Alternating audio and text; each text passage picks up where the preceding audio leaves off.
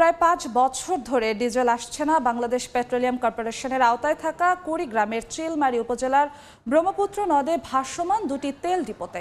এতে করে সড়ক পথে পরিবহন ব্যয় বেড়ে যাওয়ায় বেশি দামে ডিজেল কিনে জমিতে সেচ দিতে হচ্ছে চরাঞ্চল সহ জেলার কৃষকদের। জামিল মিয়ার ছবিতে বাদশাহ সৈকতের রিপোর্ট।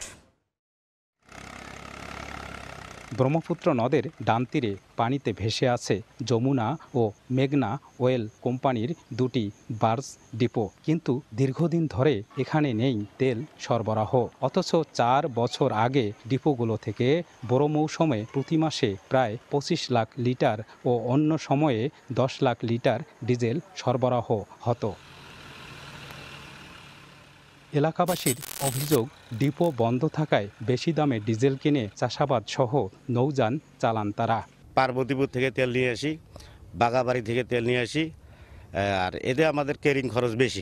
এনটি ডিলাররা তেল নিত, আমরা ওখান থেকে তেল নিতাম, একটু কম দাম হতো। এই ডিপোতে তেল আসলে অন্তত কৃষকরা বা এই শ্যালো চলতেছে, কৃষকরা গরিব মানুষ এটা থেকে অনেক উপকৃত হবে। প্রয়োজনীয় লোকবল সহ সবকিছু ঠিকঠাক থাকলেও তেল না আসার কারণ জানা নেই ডিপোতে কর্মরতদের। তবে শিগগিরই ব্যবস্থা নেওয়ার আশ্বাস দিয়েছে জেলা প্রশাসন। এখানে তেল আসলে আমরা তেল ডেলিভারি দিতে পারবো, কোনো সমস্যা নাই। আমাদের মেশিন মিটার ডেটার সব ঠিক আছে। যেহেতু এটা কৃষকের সাথে রিলেটেড এবং আমাদের খাদ্য উৎপাদনের সাথে সংশ্লিষ্টতা, আমি খুব দ্রুত চেষ্টা করব এগুলি কীভাবে পুনরায় চালু করা যায়। চিলমারী বার্জ ডিপো দুটির তেল ধারণ ক্ষমতা প্রায় ১০ লাখ লিটার।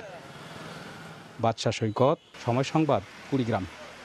4 দশক ধরে আপনার ফাইন্যান্সিয়াল পার্টনার আইডিএলসি।